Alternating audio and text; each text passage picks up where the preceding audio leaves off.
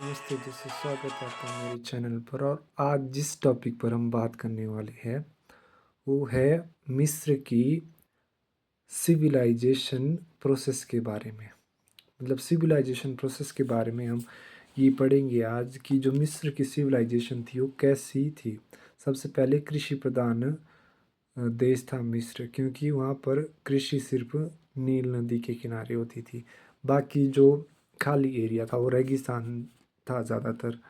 अब इसमें एक दो पॉइंट कुछ और पर थे, जैसे कि मिस्र के जो लोग शव को अंतिम संस्कार करते थे या उसको डिस्ट्रॉय करते थे, वो कैसे करते। मिस्र के लोगों ने अपने राजा के शरीर के अंगों को निकालना शुरू कर दिया था। ये एक नई प्रथा थी उनके लिए, लेकिन बाद में आगे चलकर उनके लिए अ, उनकी संस्कृति का एक बहुत बड़ा हिस्सा बनी।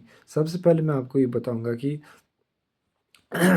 जो राजा थे मिस्र के, वो उनके मस्तिष्क को निकाला जाता था। फिर दिल को उनके शरीर में ही रखा जाता था। जो उनका मस्तिष्क था वो जार में रखा जाता है, जैसे हमारे यहाँ टॉफ़ी के डब्बे होते हैं या किसी तरीके के डब्बे होते हैं, तो स्पेशल जार में रखा जाता था उनका, जो कि मिट्टी के बने होते हैं। दूसरी बात इसमें है दिल दिल को शरीर के अंदर ही छोड़ना। मिस्र के लोग ये चीज़ मानते थे कि जो ज्ञान और पवित्रता का प्रतीक है वो हमारा दिल है। इसलिए वो उस दिल को राजा के शरीर में ही छोड़ देते थे। अब तीसरा पॉइंट पढ़ेंगे इसमें कि जो राजा का शरीर है वो कैसे सुखाते थे उनके शरीर को। सबसे पहले नेट्रॉन सॉल्ट नमक होता है एक, तो उसको शरीर के ऊपर डालते थे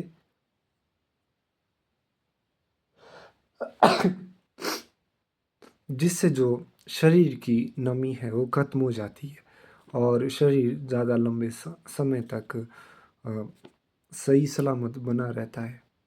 और उसका जो डीएनए है वो बाद में निकालना बहुत आसान हो जाता है। दूसरी बात ये है कि 40 दिनों का समय निश्चित रूप में लगता था, क्योंकि जो शरीर की नमी होती है वो इतनी जल्दी 1 महीने के अंदर नहीं सूख पाती। इसलिए वहाँ के जो इंजीनियर थे या जो दाग संस्कार करते थे, उन्होंने ऐसी टेक्नोलॉजी, ऐसे ऐसी जड़ी बूटियों का इस्तेमाल करा था जो कि शरीर को जल्दी से जल्दी सुखा दे, उसकी नमी को सुखा दे। अब तीसरी चीज़ हम इसमें पढ़ेंगी, शरीर को भरना और संवारना। मतलब जब राजा मर जाता था तो उसके शरीर को कैसे भरा जाता था। पेपाइरस नाम का एक कपड़ा होता था जो कि नील नदी के किनारे से मिलता था। उससे उससे पौधे से कपड़ा बनाया जाता था। तो उसकी जो जैसे हमारे कंट्री में जैसे औरतें या लड़कियां चुन्नी पहनती है, वो बिल्कुल वैसा ही था, पर उसका सिर्फ कलर वाइट होता था। तो उसका एक बहुत लंबा जो हिस्सा है या शरीर के हर हिस्से में उसको बांधा जाता था, ताकि जो नमी है वो बाहर ना निकल सके। और इसमें तीसरा तीसरा चीज़ ये है कि जब कोई राजा मरता था तो उसके जो दिल को छोड़ के दिल को छोड़ के बाकी सारे हिस्से, आँखें और आंत, इसके अलावा गुर्दे वगैरह वो जार में रखे जाते थे।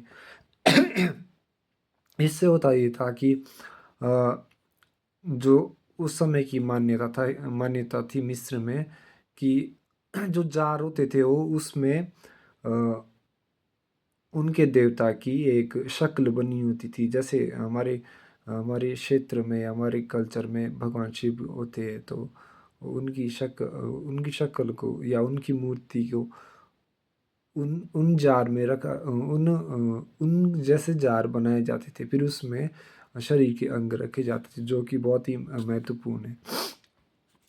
और सबसे आखिर बात ये थी कि जो मिस्र के लोग हैं वो कभी भी अपने राजा के शरीर को या या जो मिस्र के लोग होते थे उनको जलाते नहीं थे, क्योंकि उनका विश्वास था कि पुनर्जन्म दोबारा होगा। और ये सच है, मतलब अगर आप देखें इंडिया में पुनर्जन्म की व्यवस्था है, धर्म में भी और मिस्र में भी यही चीज़ है। और दूसरे एक और लास्ट बात कहूँगा कि जो मिस्र के लोग हैं वो पूरी तरीके से पहले मुसलमान नहीं थे और आज भी वो मुसलमान हैं नहीं, वो मिस्रवासी कहलाते हैं।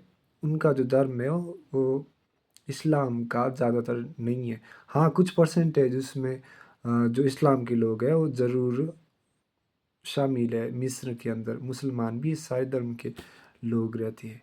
तो आज का ये वीडियो था। अब थोड़ी देर में या कल मैं आपको एक नई वीडियो बना के दूंगा। Thank you so much.